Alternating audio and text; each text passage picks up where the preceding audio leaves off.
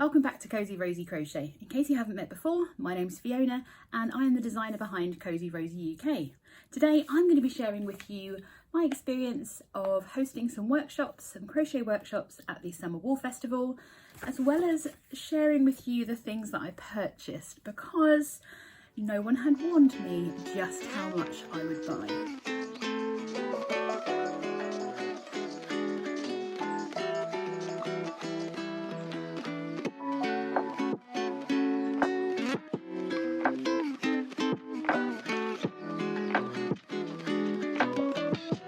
In my last video, when I was just taking an hour out to enjoy playing with my brand new Centro knitting machine, I flashed at you the workshop booklet for the workshop that I hosted at the Summer Wool Festival. I think I was going either the next day or in a couple of days' time. Well, as I'm recording this, I will soon be heading off up to Newcastle to attend the North East Wool Festival. It's being held at the racecourse and I am really excited to be going. I did not know that there was a whole thing about saving before you go to a wool festival. I should have realised. I'm a yarn enthusiast, I love wool, and apparently I like lots of things associated with wool and yarn as well. Now, I'm not made of money, just like many people. Apparently we're in some kind of recession and I don't seem to equate that to crafting things. However, I did learn my lesson. I definitely overspent, and any money that I, in inverted commas, earned most definitely went straight back out the bank while I was there. One of the first things I want to show you are some of the most cute stitch markers that I've ever seen. So we've got these beautiful little Christmas trees. You know I'm a sucker for anything Christmas. I picked out these Skittles and M&Ms at Chubba Chump. Absolutely love them. And the final step that I got were these beautiful little Care Bears, all with beautiful little lobster clasps. Hope you can see them, they're not too blurry. And these were all from Siobhan's Crafts. They were different prices, so these ones were £6.50, the Care Bears were £7.50, and the Christmas trees were also £6.50. Now, of course, I know how to make a stitch marker, I can buy lobster clasps, but considering I buy so many things that I intend to make and do, I'm not going to make them. I would much rather pay someone who has a passion for making such cute notions and accessories so that I don't have to make them and I can just enjoy using them on my projects. I would like to know if you're the same way when it comes to cute things that go with our crafting. Do you feel like you end up spending a lot more money than you'd ever intended, or are you a more restrained person? Because when I tell you the biggest purchase I made at the Summer Wool Festival, well, I hope you won't judge because I was weak, and it's going to explain how I got to the point of making this massive purchase. I have to introduce you to some lovely ladies that I met from the Northamptonshire Spinning and Weaving Guild. All the women took the time to chat to me. They were right next to my workshop room. They were incredibly welcoming. They took the time to show me how to spin and made me feel like I could do it too. We'll come back to that because it's incredibly hard. Anywho, you might be guessing what route I've gone down when it comes to spending too much money, but they really did showcase everything that weaving could do. And I thought to myself, do you know what? I'm in need of a new challenge. I keep talking about wanting to do a new craft, and at least this way, one day I might actually spin enough yarn to make my own jumper. I had a go on the machine that you saw in the video there, and then I went and spoke to a lovely lady from the Threshing Barn. They had the most amazing stall that was in the atrium. So the atrium was kind of the first thing that people came to, and the Threshing Barn was pretty much the biggest stall in the whole event. And I can see why. The collection that she had from books, and it wasn't just yarn, there was roving yarn, there was felting yarn, wet felting, dry felting, there were bats of coloured yarns, there were wools waiting to be dyed, every kind of spinning accessory that I've ever seen and imagined, from hand spinning, Turkish spinning, which is a Turkish spindle, which I've been led to believe, I wish I'd had a go at that, I've been led to believe it's much easier than drop spinning. It's the same as drop spinning, but the way that the wool is wound on, you simply pull out one of the spindles and it turns it into a ball of yarn, so you don't then have to create a ball of yarn. I went and visited the lovely lady from the threshing barn in the atrium, and I bought myself a mini spinner, an electric mini spinner. In for a penny, in for £140 apparently. So of course I then had to pick up some bats of yarn. I bought 2 because, you know, I'm an idiot.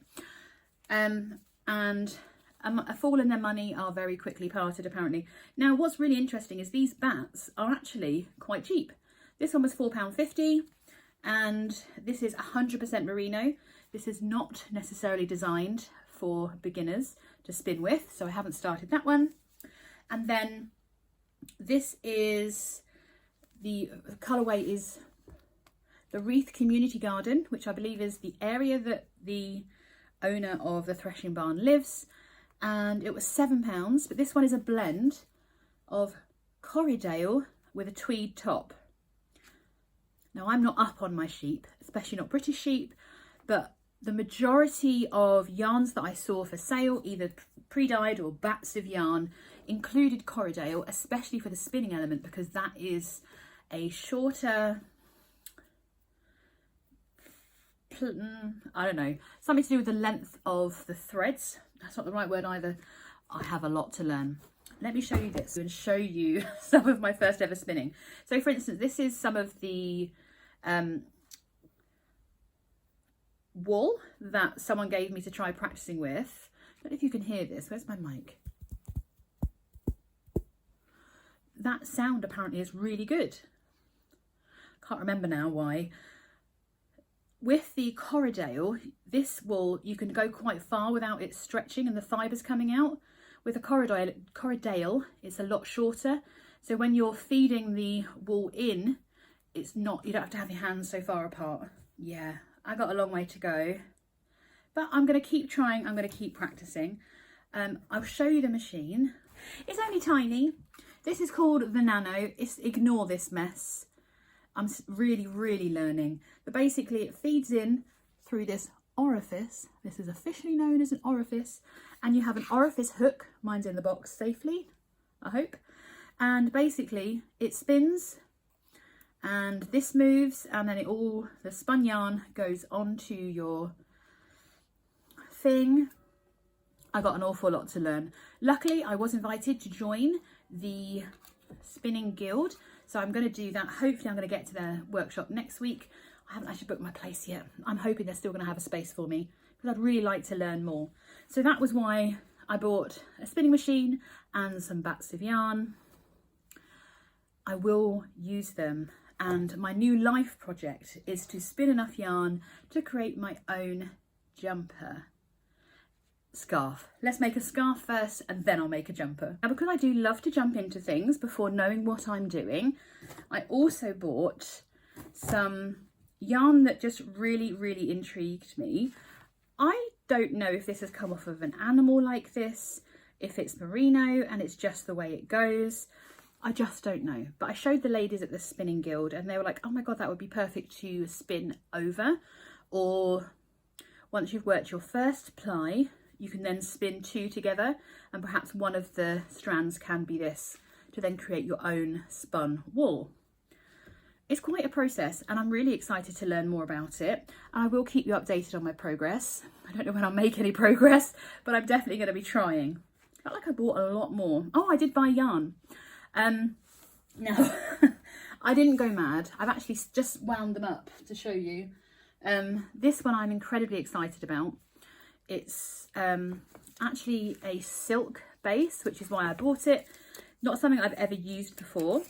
So it is 70% silk and 30% brushed merino. So it is a wash and dry flat. I don't know if you can see quite how fluffy it is, but look how well it caked up. If you can see me. I always have to sniff hand-dyed yarn to see if it's still vinegary. In case you didn't know, a lot of places use vinegar to hold the dye to the yarn. But this I am very excited to make a hat out of. I'm not 100% convinced this is actually DK weight. I'm sure it'll be fine. I don't know if it gives me a weight, does it? I'm not sure. I think it's size 3 DK weight. I do have a wraps per inch, so I can double check what this is. This is a bit of a beauty. 100% my colours, which is why I picked it. It's a It's literally spun and dyed, spun in Yorkshire, this wool, and then dyed in Dorset, so 100% UK. It is 40% blue-faced Leicester, 40% Shetland wool, and 20% alpaca. So quite the selection of wool. When I wound it up into this cake, you would not believe the amount that shed from it. So there's not a huge quantity here. Of course, I wish I'd bought two. If I'm honest, I rarely buy enough hand dyed. It's not really in my budget, mainly because I do get through quite a lot of wool and I would like to use more of it, and I support local dyers as much as I can. This was, I think, quite a lot of money actually, but it's well worth it, and I'm hoping that maybe she's got more of the same dye lot, who knows. But I would like to make either a cowl, another hat. There's definitely enough there to do a hat, because I think it suits my colouring. I really like the colours. There's like a yellow, blue, slightly lilac tinge, tiny bits of teal. The colourway is just absolutely beautiful. I just wish I could use more of it, or should I say, I wish I took the time to use it more. One thing I'm most definitely guilty of is not having as much fun with my craft as I should be doing. And when I say with my craft, I mean I'm not always making fun projects or doing fun things. I do have some things planned, and I did buy something at the festival that is going to allow me to do something a little bit different. So the other thing I bought to make, I could have bought a completely done one and just hung it up in my office. Oh, I haven't told you about that. I'll come back to that. I also bought this little make your own sheep string kit. So I'm assuming that in here, there's probably just some more of that wool. But I bought the pink version. So it comes with some beads to separate the sheep. It comes with some really nice cord, a needle to thread it all together. I've got my sheep bits in here, which are basically just some chenille sticks. We don't call them pipe cleaners anymore. And then, oh, I've got an example one. There we are. That's what you needed to see. So simple things please simple minds, as they say. So I'm going to be making a string that's full of these beautiful little sheep, and they are teeny tiny and they've got little faces. And then I'm going to string them just by feeding a needle through the string and putting a bead between them, and make a really cute little... I'm so excited. This is ridiculous. Just how cute is that? Didn't know there was one already, but I'm quite pleased there is, because I'm not the most crafty person. But I will share my progress on that. So the reason that I bought this particularly for my office is I am in the middle of doing up a new workshop space in my home. I have always hosted in-person workshops and lots of crochet get-togethers with people that I've taught in my house, and I almost thought about like renting an office space, more from a security point of view than anything else, but the outlay was absolutely huge, and I want to keep my workshops as accessible as possible. So I am in the process of looking for pretty things to decorate my new office with. It was just painted last week, so it's all fresh and lovely. The last thing I need to do, well, I think on Thursday I've got the electrician coming for the second fix, and then I need to get some carpet basically to sort the floor out, and then it's pretty much good to go. I'm really excited to get back to even more in-person workshops. I'm also hosting the wavy workshop at the Knitting and Stitching show. I'm looking forward to delivering those workshops. So in Harrogate and London, which is the Knitting and Stitching show, I'm going to be showcasing the wavy workshop, which is the workshop that's showcasing up in Newcastle this weekend. It's a lovely, wonderful workshop actually. I'm finding a way to deliver it to as many people as possible. There's another event that I'm taking part of, which is an online summit, and I'll be sharing more of those details on the 1st of September for you.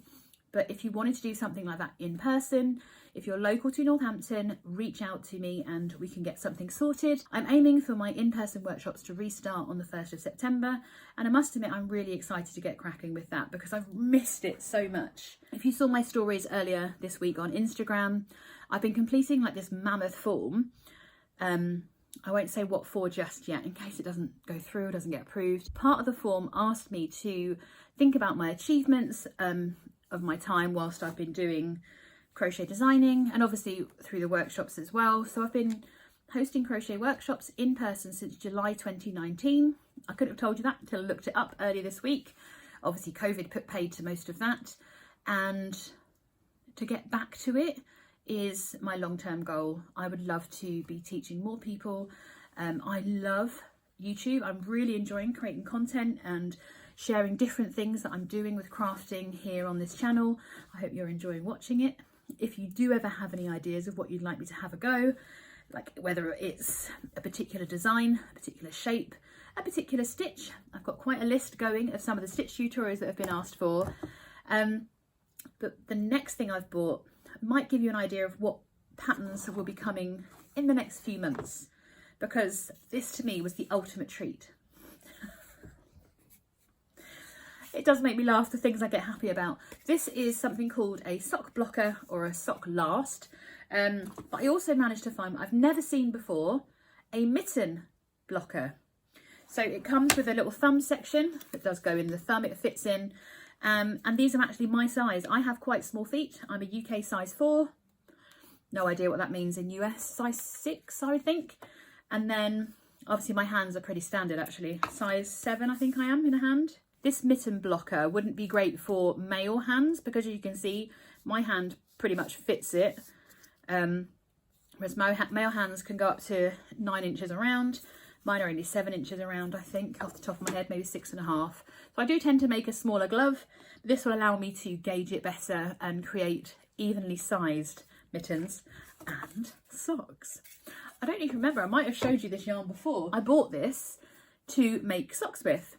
There's way too much on here, I hope.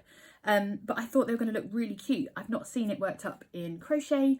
So there's going to be a combination at some point soon of these two. So hopefully you'll be looking forward to that as well. I would love to know if you've ever attended one of these types of events before. Have you gone to the Knitting and Stitching show and had an amazing time?